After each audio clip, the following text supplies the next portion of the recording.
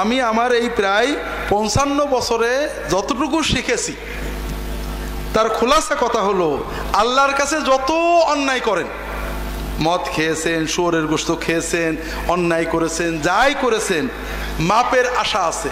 আল্লাহ মাপ চাইলে মাপ করবে, না চাইলেও করতে পারে। কথা বুঝতে পেরেছেন?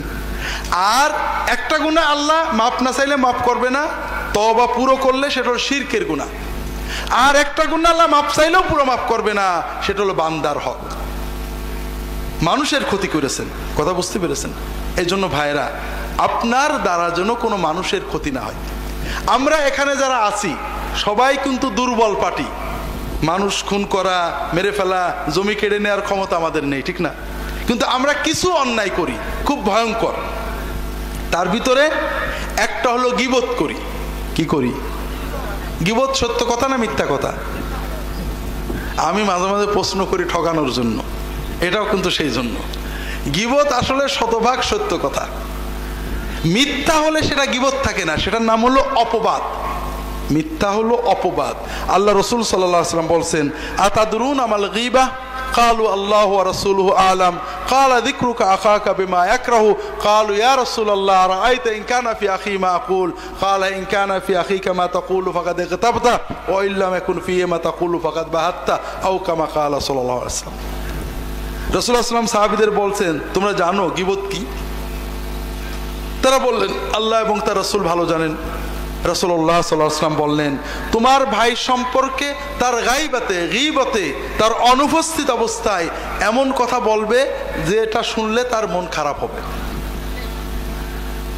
সাহাবীরা প্রশ্ন করলেন যে ইয়া রাসূলুল্লাহ, এইরকম জিনিস যদি তার সত্যিই থাকে? রাসূলুল্লাহ সাল্লাল্লাহু আলাইহি ওয়াসাল্লাম বললেন, যদি সত্যই এরকম জিনিস থাকে তাহলে সেটা গীবত, আর যদি মিথ্যা বলো সেটা অপবাদ। তাহলে গীবত হওয়ার জন্য দুটো জিনিস শর্ত, একটা হলো সত্য হতে হবে, আর একটা এমন কথা যেটা তার পিছনে বললে সে শুনলে তার খারাপ লাগবে, কষ্ট পাবে। কথা বুঝতে পেরেছে? আর অপবাদের কথা একটু পরে যাচ্ছি। আল্লাহ রসুল সাল্লাল্লাহু আলাইহি ওয়াসাল্লাম বসে আছেন, তার পাশে তার স্ত্রী আয়েশা রাদিয়াল্লাহু তাআলা আনহা বসে আছেন। এমন সময় আর এক স্ত্রী সফিয়া রাদিয়াল্লাহু তাআলা আনহা তার কাছে এসেছেন, কয়েকটা কথা বলে তিনি চলে গেছেন। আয়েশা রাদিয়াল্লাহু তাআলা আনহা বলছেন, ইয়া রাসূলুল্লাহ হাসবুকা মিন সফিয়া কাযা ওয়া কাযা। তা আয়েশা রাদিয়াল্লাহু তাআলা বলছেন যে ইয়া রাসূলুল্লাহ, আপনার স্ত্রী সফিয়া, তার তো এই ত্রুটি আছে। কথা বোঝেননি? কথা বুঝতে পেরেছেন? আয়েশা সত্য বললেন না মিথ্যা বললেন? সত্য বললেন। সফিয়া চলে যাওয়ার পরে আয়েশা একটা সফিয়ার সত্য দোষের কথা বললেন যে আপনার স্ত্রী সফিয়ার এই দোষ আছে।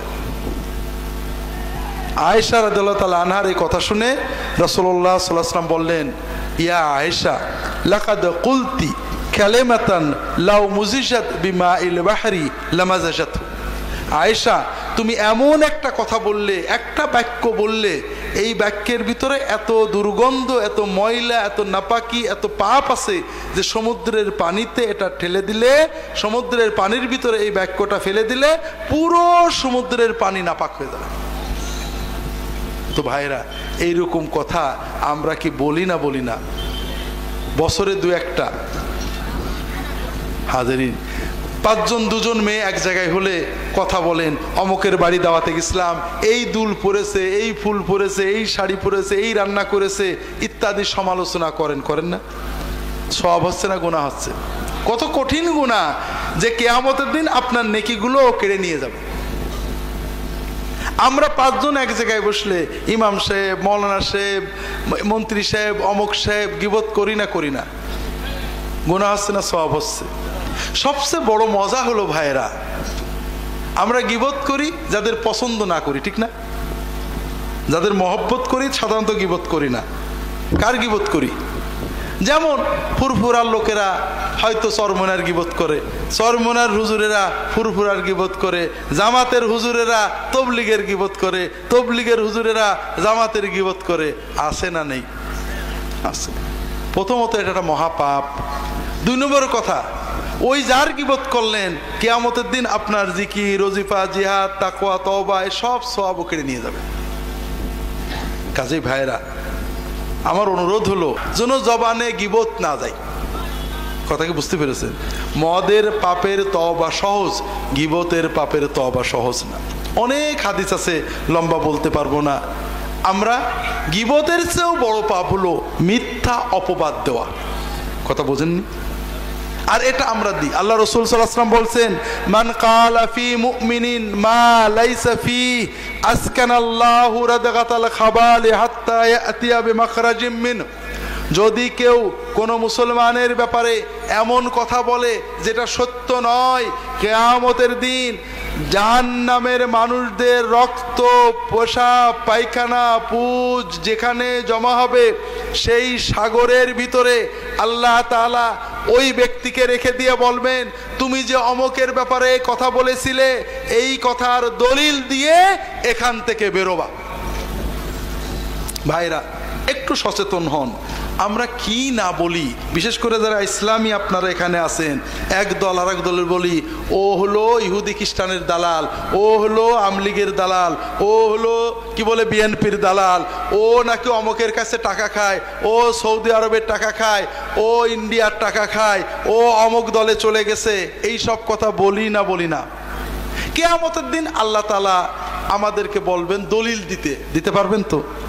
দুনিয়ায় দেখেন, কেউ যদি বলে অমক লোক আমেরিকার দালাল, অমক লোক ইন্ডিয়া থেকে টাকা খায়, আপনি তাকে বলবেন তুমি কসম করে বলো তো আমি যেটা বলেছি সত্য।